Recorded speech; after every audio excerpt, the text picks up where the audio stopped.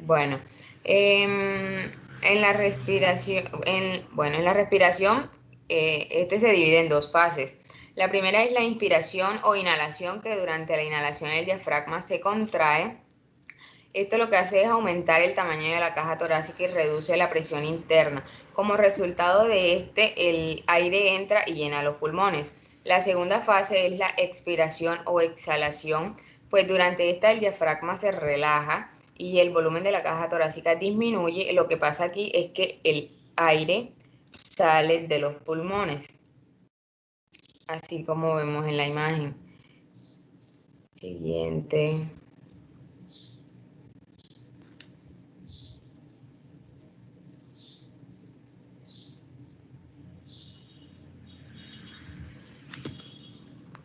Bueno, el neumotórax espontáneo se divide en neumotórax espontáneo primario y secundario. El primario es el que hace referencia a un colapso en una persona sin una enfermedad pulmonar conocida, mientras que el secundario se produce en pacientes con una enfermedad pulmonar.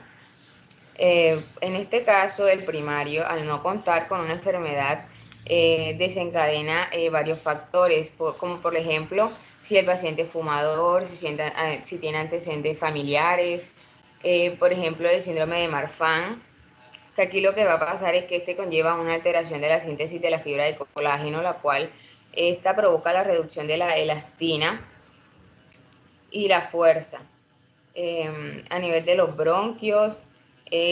También cabe aclarar que estas lesiones se van a predisponer a mayor riesgo dependiendo de la aparición del neumotórax. Este puede ser bilateral y puede presentar fugas de aire persistente. En el neumotórax espontáneo secundario, pues este se ocasiona, pues, como ya dije, por enfermedades pulmonares, pueden ser EPOC, asma, neumonías, fibrosis, etc. En este caso, EPOC es la causa más común, siendo de 50 a 70%. Eh, Esta produce una ruptura de las bulas apicales del pulmón. Siguiente.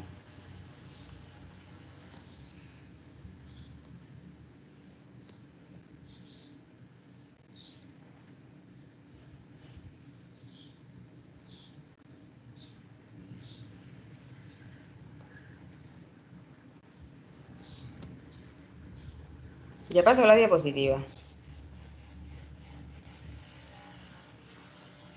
Sí, ya pasó. Bueno,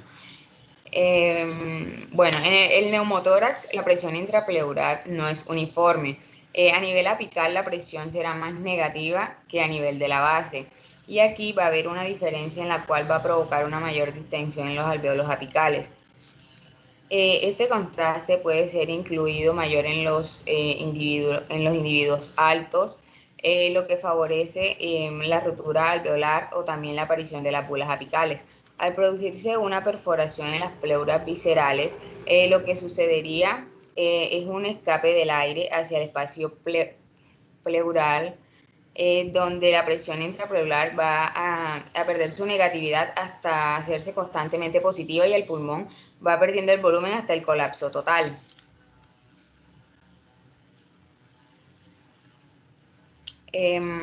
La causa habitual del neumotórax espontáneo primario sería la perforación de una bula subpleural donde el aire escaparía del espacio intersticial avanzando hacia la pleura visceral, donde aquí va a producir pequeñas bulas. Este principalmente se da en pacientes que fuman las bulas. Siguiente.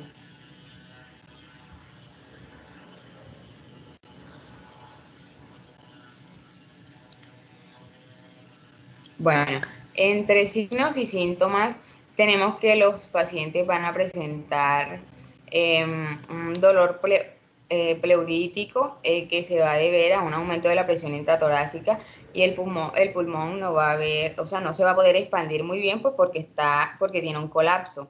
En la disnea, pues los pacientes no pueden respirar bien porque hay una insuficiencia respiratoria porque los pulmones no están funcionando completamente. Bueno, en la hipotensión, si el colapso se da en el pulmón izquierdo, este va a hacer presión al corazón y este va a hacer que el corazón no tenga una presión arterial normal, sino que va a ser disminuida. Bueno, en el shock, pues como no hay un flujo de oxígeno normal, la sangre pues no va o sea, no va a hacer bien su recorrido y esto va a provocar un shock. El aleteo nasal, pues es que los pacientes van a intentar respirar, pero no van a poder porque como hay una insuficiencia respiratoria debido al colapso de los pulmones, y la hipoxemia, pues es la presión del oxígeno, pues como no está funcionando, hay un bajo nivel de oxígeno en la sangre. Sigue su compañero. Siguiente.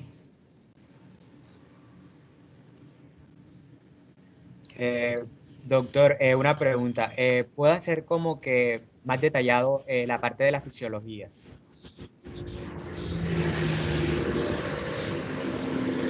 Siga, doctor, después yo le pregunto. Ok. Bueno, aquí con Lo que respecto a usted la notó, yo lo noté también, no se preocupe. Ah, bueno. Bueno, aquí con respecto a la diapositiva de la anamnesis tenemos pues lo que son los antecedentes individuales, como lo es el tabaquismo. Este es un factor de riesgo pues que se incrementa con la cantidad de tiempo y la cantidad de cigarrillos pues que fume el paciente en un día. E incluso pues ya que se presenta también un enfisema, pues entre más tiempo lleve el paciente fumando el tejido pulmonar, pues este estará dañado y es más probable pues que colapse. En el caso del sexo y ocupación es más propenso en los hombres flacos y en hombres y en personas que trabajan en lugares como lo son las minas, al igual al momento de exponerse como lo son en lugares donde haya humo y metales pesados. En los antecedentes familiares, pues ciertos neumotores tienden a ser hereditarios, perdón, o con algunas enfermedades pulmonares. En las enfermedades pulmonares, pues tenemos lo que provocaría el asma, la EPOC, bronquitis y otras enfermedades más. Eh, aquí tenemos que es un neumotor anterior, que es este que deja la probabilidad pues, de que este se repita. Siguiente diapositiva, por favor. Bueno, aquí con respecto al examen físico del neumotórax se realizará de la siguiente manera, realizándose la inspección, la palpación, la percusión y finalmente la auscultación. Siguiente diapositiva. Con respecto a la inspección, pues tenemos que los pacientes van a presentar una cianosis donde el sangrado, pues este no tiene el oxígeno necesario y se va a producir una coloración azulada, pues de la piel. Con respecto a la taquipnea, sabemos que es la respiración anormal rápida, pero poco profunda, ya que el pulmón se encuentra colapsado y no permite, pues, cumplir sus funciones adecuadamente.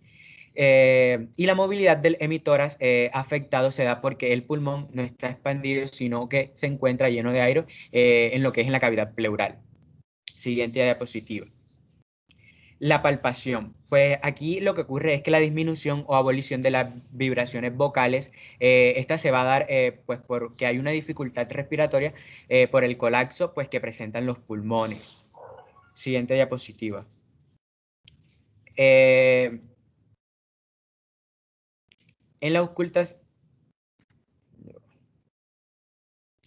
en la percusión, pues aquí lo que se dará es que la hipersonoridad timpánica en el emitor afectado se da ya por el aire que se encuentra entre las pleuras, como lo dijo mi compañera, y si este se encuentra un sonido mate, se podría decir, se le denominará su matidez de Besnier.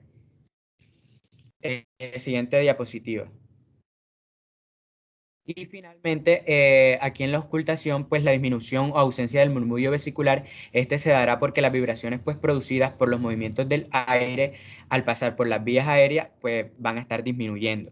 En el signo de Hackman se va a escuchar como un sonido como de crujido y bastante rasposo, que es sincrónico con los latidos del corazón que se escucha en el precordio, que es un enfisema mediastínico espontáneo. Muchísimas gracias.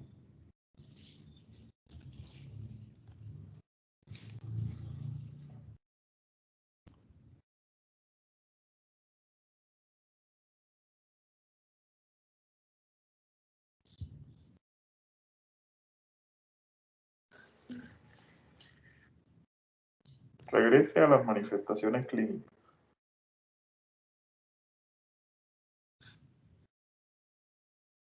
No. Ahí.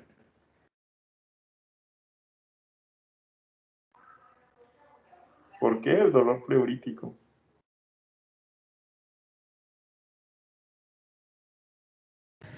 El dolor pleurítico pues se va a dar porque hay aire o sea, hay aire en la cavidad pleural, entonces el pulmón no va, o sea, no se va ni a contraer ni se va a relajar, sino que va a estar estático, por decirlo así, porque está en un colapso.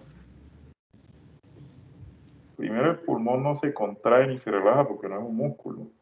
Eso solamente lo hacen los músculos. El O sea, pulmón no es hablando de tejido la muscular. inspiración, o sea, en el movimiento que hace en la inspiración y la expiración. El movimiento Bueno, de inspiración e inspiración lo hace el diafragma. ¿Qué es lo que hace el pulmón?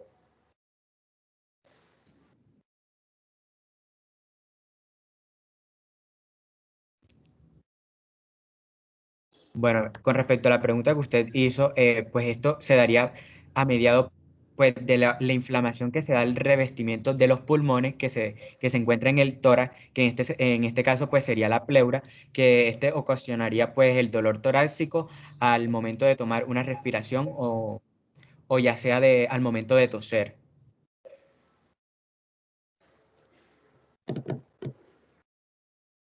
No. ¿Por qué hay aleteo nasal? Eso no me quedó claro.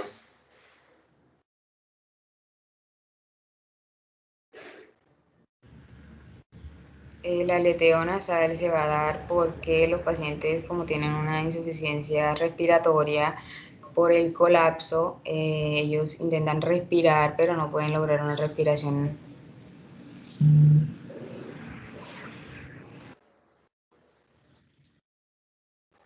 El paciente no respira cuando tiene un neumotórax. Él sí respira, pero no respira con la profundidad normal.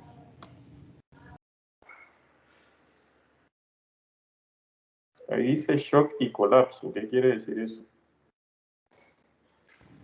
El colapso, pues, es el que se da entre las pleuras, que es donde entra el aire.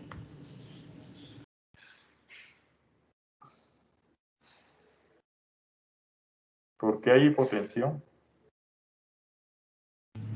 Porque si el colapso se da en el pulmón izquierdo, pues va a ser más presión al corazón y no lo va a dejar funcionar bien.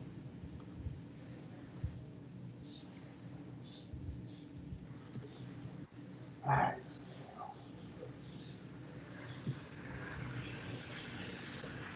definitivamente esto ya es lo mismo, así que esto no va a cambiar.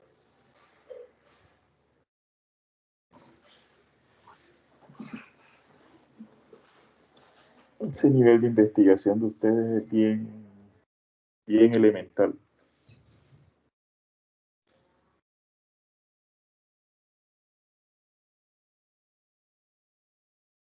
Demasiado elemental.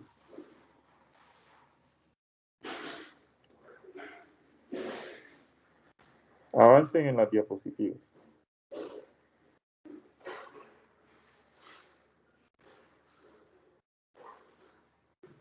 Avancen en las diapositivas. Ahí, en la otra.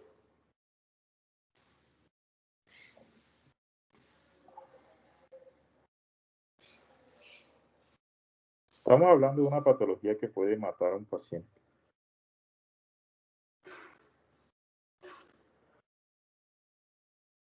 Ya.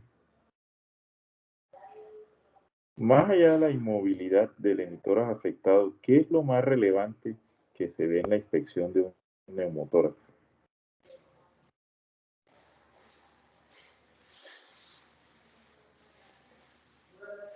Ustedes saben por qué no han tenido éxito en estas exposiciones. ¿No se han puesto a preguntar cómo han sido el desarrollo de estas exposiciones? No es que yo sea pretencioso y les pregunte cosas que Ustedes han fracasado en estas exposiciones porque no tienen un orden. Y, o sea, yo era de los que estaba muy pendiente de las correcciones que le hacían a mis compañeros cuando me tocaba exponer, para yo no cometer los mismos errores. Ayer, la doctora Vargas nos hizo el favor de leernos una parte del capítulo de examen físico respiratorio. Y aún así, habiéndoles dado a ustedes ayer un tips de cómo podían organizar las cosas, no lo tuvieron en cuenta. Porque cianosis no necesariamente tiene que ser por un neumotórax. La taquipnea no tiene que ser necesariamente por un neumotórax. Y la inmovilidad del emitórax afectado puede ser por un derrame pleural. Entonces tampoco me está indicando nada del neumotórax. Bueno, en este ¿Qué caso datos? serían pues los movimientos respiratorios, pues paradójicamente que se dan en este, ya que de un lado más que del otro, por si hay un colapso en uno de los dos pulmones. No. No.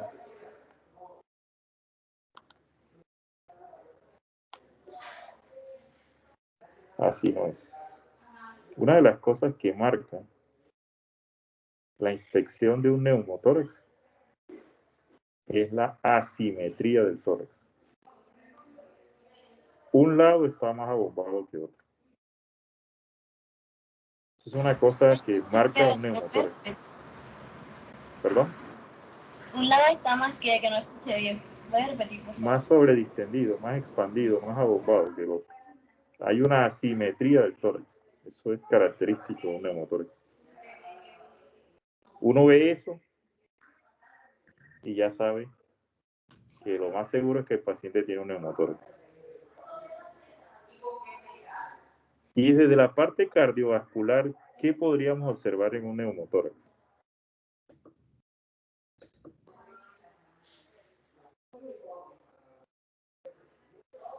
La taquicardia.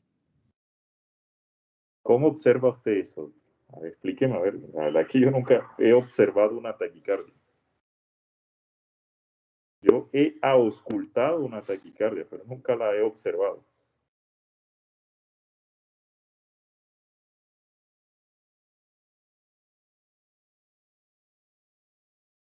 A ver, explíqueme cómo sería eso, doctor. ¿Cómo observo yo una taquicardia? En el paciente, ¿no? Que la puedo observar en un electrocardiograma, obviamente.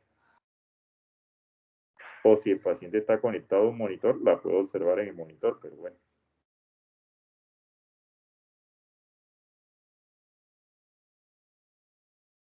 Regresen a la fisiopatología.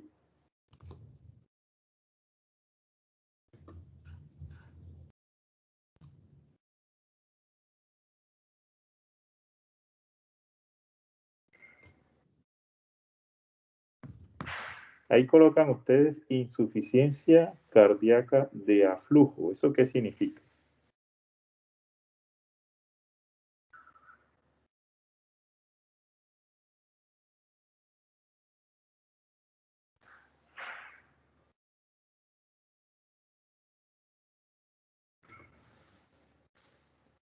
Insuficiencia cardíaca de aflujo. ¿Eso qué significa?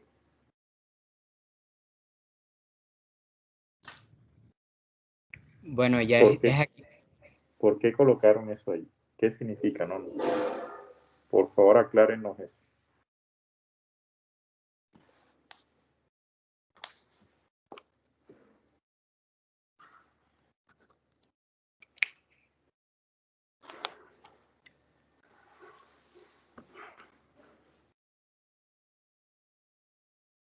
No saben.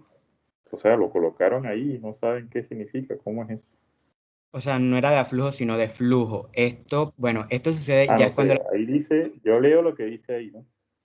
Sí, es de flujo, pero le explicaré más o menos. Esto ya es cuando la presión intrapleural pues se iguala a la atmosférica. Es cuando el aire del pulmón pues se detiene o esta ya cesa su movimiento, que es cuando el paciente deja de ventilar con el pulmón afectado. Además, el aumento de la presión intrapleural pues produce una disminución del retorno venoso que puede originar lo que es una insuficiencia cardíaca pues de flujo. ¿Y eso qué significa, doctor? Porque no sé qué significa. No sé si la doctora María José Vélez sabe qué significa eso.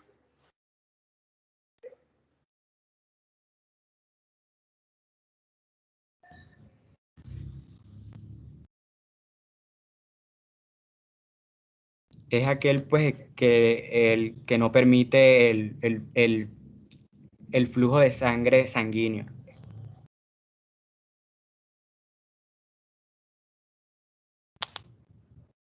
Sigo sin entender.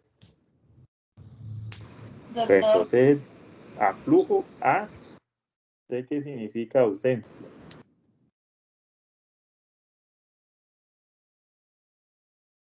Cuando ustedes colocan el prefijo A, significa que no tiene. Por ejemplo, anormal quiere decir que no es normal. ¿Qué otro ejemplo se me viene a la mente? Bueno, no tengo ahorita otro que se me venga a la mente. O sea, si dice aflujo, quiere decir que no tiene flujo. Entonces, o es un error de ustedes, o es un error de ustedes de interpretación y que no saben ni siquiera lo que eso significa. No, fue un error que en el momento de la diapositiva colocamos de flujo, pero no era de aflujo, sino de flujo. Yo creo que es de aflujo, pero bueno, si usted me dice que es un error y que es de flujo, por eso acláreme qué significa una insuficiencia cardíaca de flujo. Eso pasa cuando ustedes copian cosas que ni siquiera entienden. Entonces, cuando las van a presentar, no tienen la más remota idea de lo que están haciendo. Una insuficiencia cardíaca de aflujo es una insuficiencia cardíaca de bajo gasto. O sea, que la palabra está bien escrita, pero ustedes no la entendieron ni siquiera.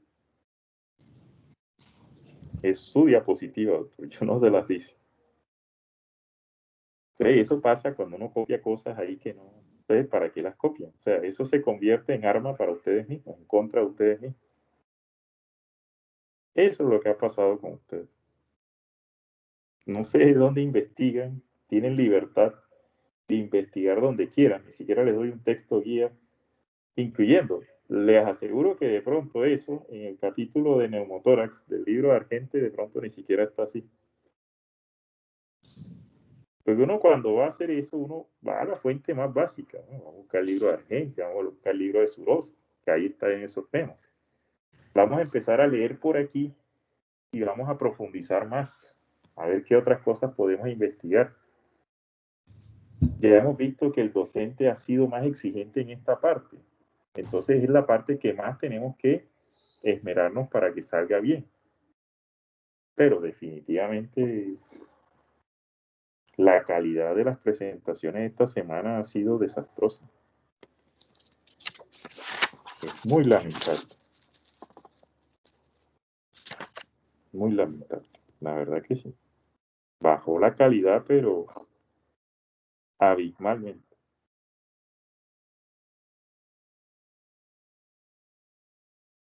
Y bueno, esa es la responsabilidad que ustedes le ponen a esto. Yo sobre eso, pues, más que orientarlos, tratar de que en conjunto encontremos el conocimiento, de que ustedes investiguen, que es el objetivo, incentivar la investigación en ustedes, incentivar la búsqueda del conocimiento en ustedes, pero parece que eso ha sido algo imposible. No significa que no se haya logrado, pero la verdad, si tuviera que hacer una gráfica de las notas, sería una curva, una línea en descenso completamente. Si quieren verlo desde la nota.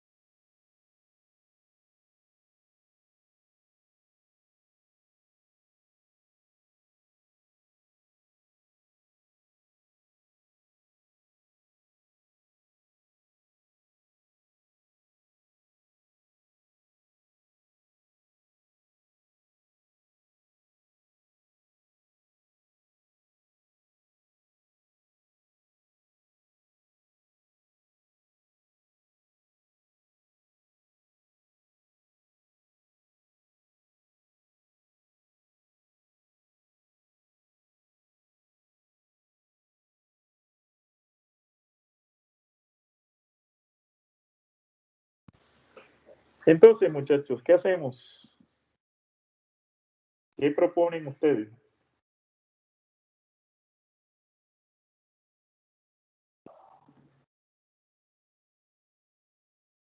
No se me queden callados, digan algo, no sé.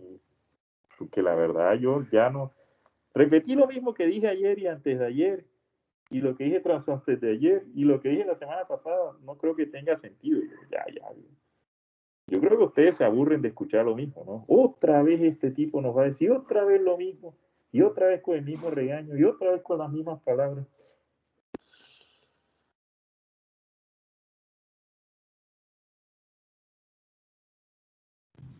Pues la verdad es que sí, de cierta forma tiene razón usted, o sea, como que hemos tenido en cuenta, por lo menos en mi grupo tuve en cuenta de que todas las correcciones que le ha hecho a los demasiados grupos, pero no sé pues qué no sucedió, de todas formas pues les pido disculpas, no sé.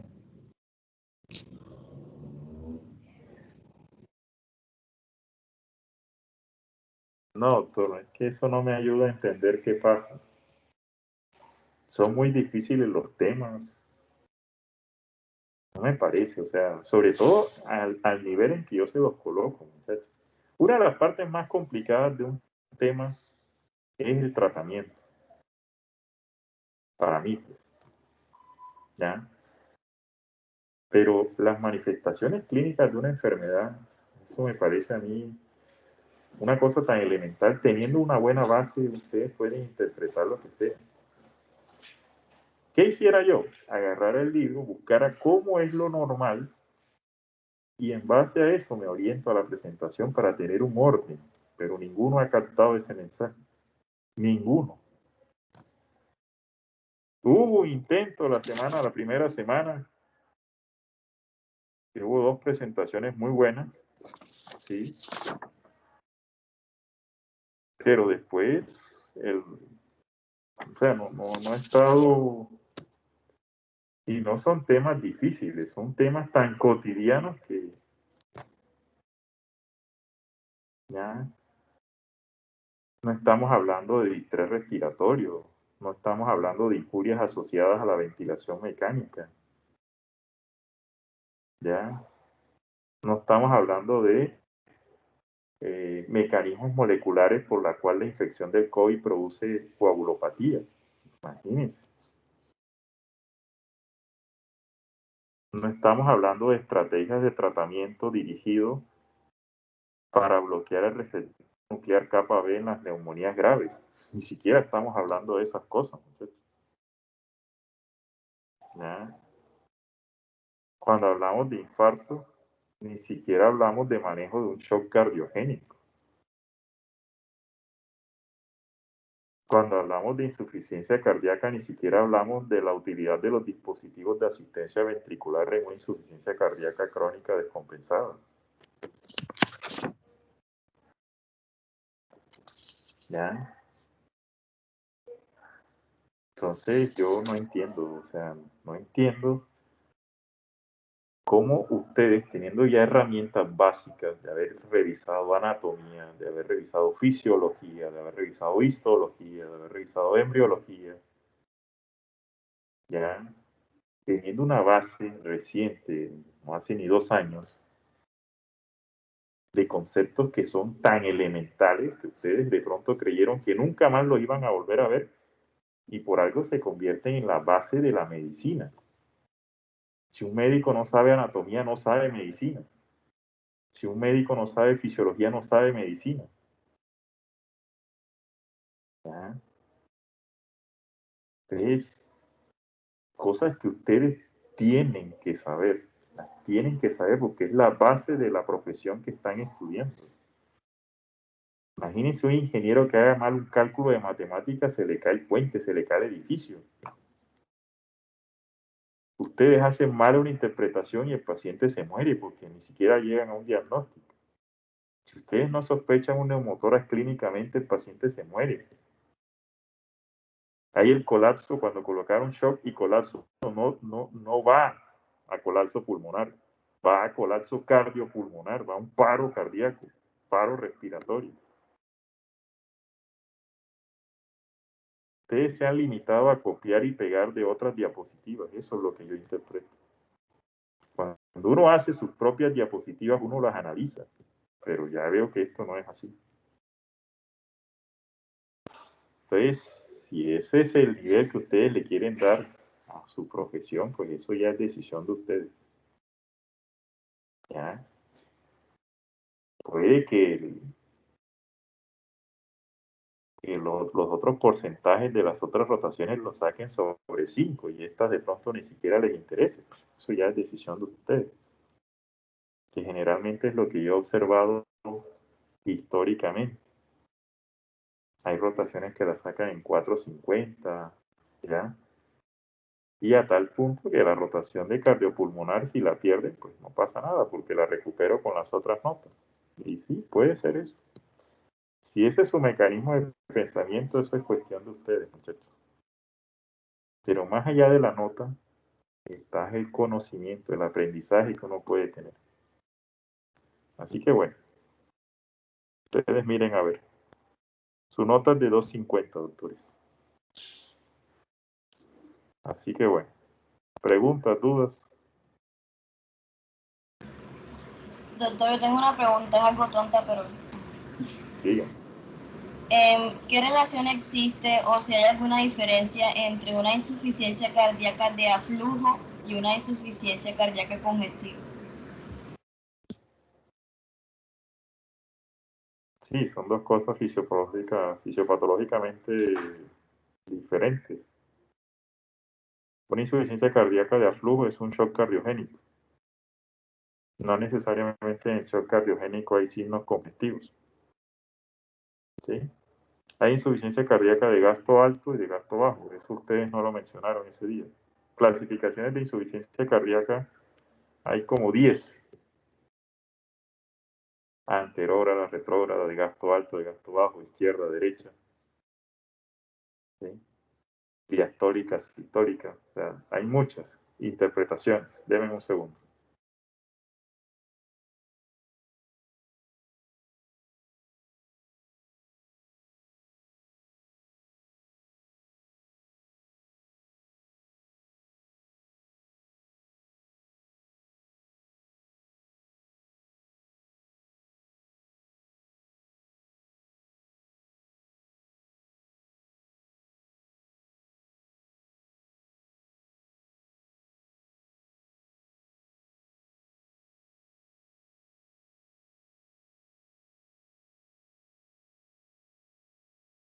La insuficiencia cardíaca de aflujo es una insuficiencia de bajo gasto, ¿sí?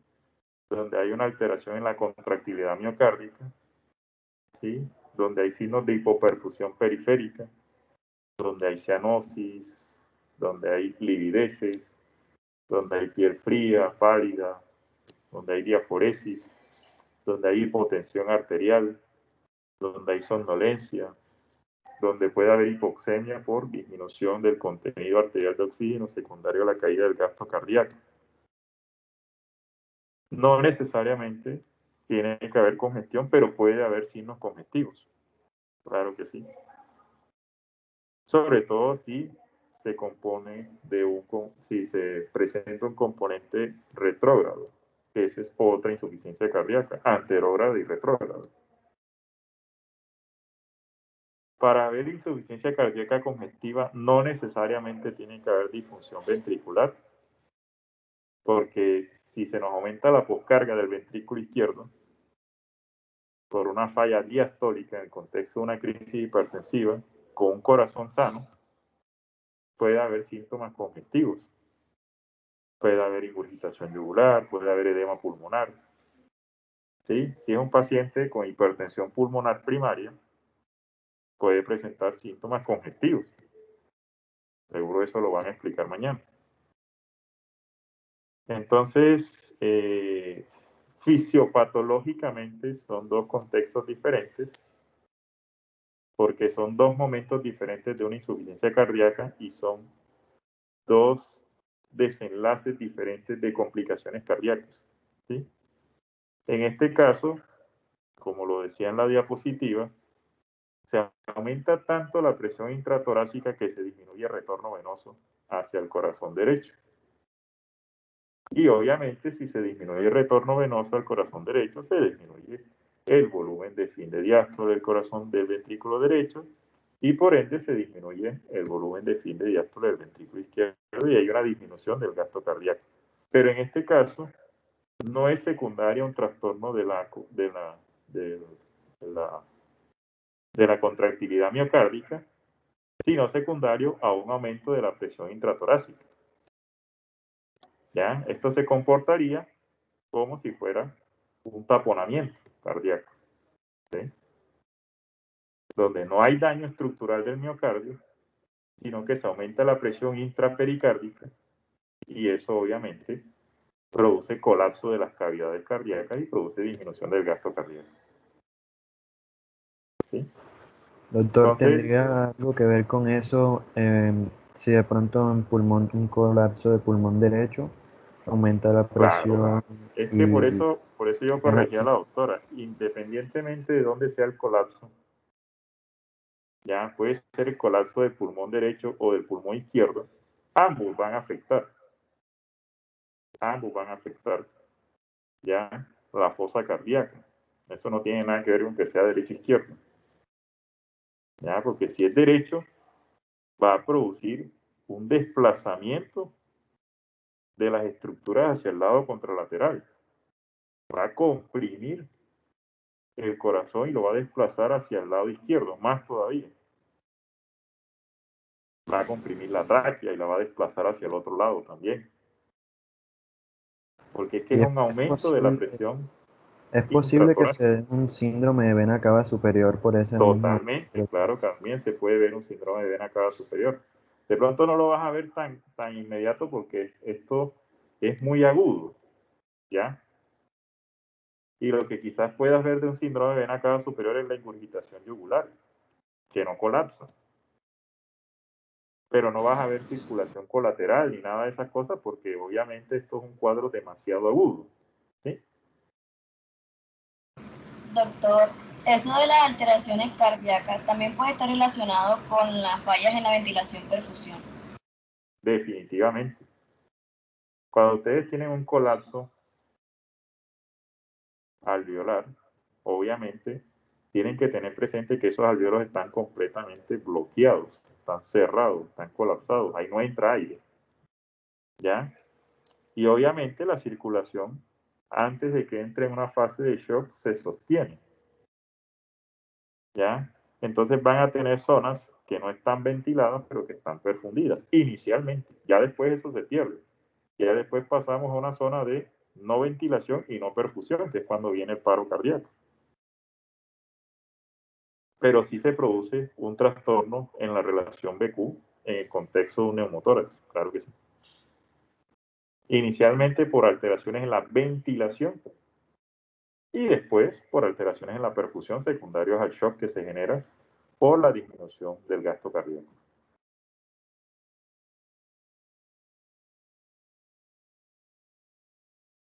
¿Alguna otra pregunta?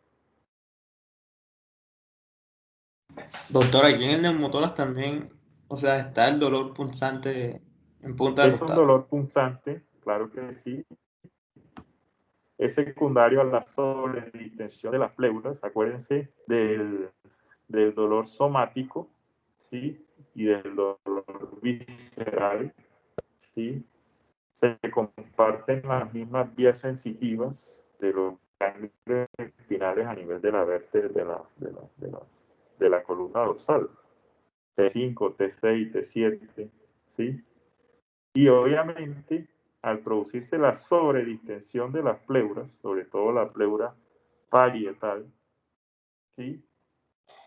Y al producirse también el estímulo sobre el espacio intercostal, sobre el nervio intercostal, se genera un dolor que se puede irradiar a todo el hemitórax. ¿Ya? Y es un dolor de tipo pleurítico. Es un dolor que se exacerba con la inspiración profunda, se exacerba con la tos y que cede con el reposo. El paciente se queda quietecito y trata de no respirar. Esto tienen que tener en cuenta que un factor de riesgo para esto son los pacientes longilíneos y de hábito constitucional delgado, ¿sí? Y que muchas veces este neumotórax, sobre todo el basal, el neumotórax derecho, muchas veces se puede confundir con una úlcera péptica perforada, con una pancreatitis, porque produce mucho dolor en la región basal derecha, con un dolor de cálculo biliar, con un cólico biliar, con una urolitiasis, ¿sí? Faltó hablar de la clasificación de los neumotórax, grado 1, grado 2 y grado 3. ¿Ya? Faltó hablar del neumotórax espontáneo, atención, que es el que produce shock y colapso cardiovascular. Yo les pregunto esto porque otros grupos de otros semestres lo han presentado y no sé ustedes por qué ni siquiera indagaron hasta allá, pero bueno. Entonces, es importante que ustedes tengan presente que esta es una patología potencialmente mortal que se puede presentar espontáneamente, pero también se puede presentar secundario a algo, ¿sí? A una herida por arma de fuego, una herida cortopunzante, ¿sí? La más frecuente, la ruptura de las vías subpleurales en los pacientes epocosos, en los pacientes de hábito constitucional longilíneo, ¿sí? En pacientes con crisis asmática, bien lo decían ustedes ahí, lo pregunté ayer y no me lo respondieron, pero efectivamente lo tenían en su presentación, pacientes con EPOC y pacientes con asma bronquial pueden presentar un neumotórax espontáneo. Ustedes miren que son situaciones que son correlacionadas, pero bueno, parece que no se tuvieron en cuenta. ¿Alguna otra pregunta?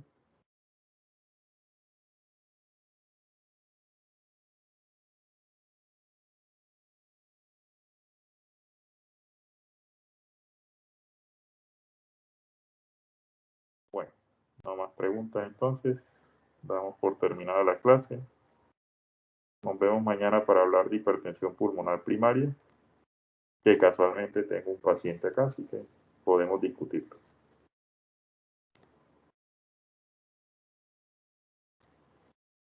Que tengan buen día, muchachos. Igual, doctor. Hasta luego.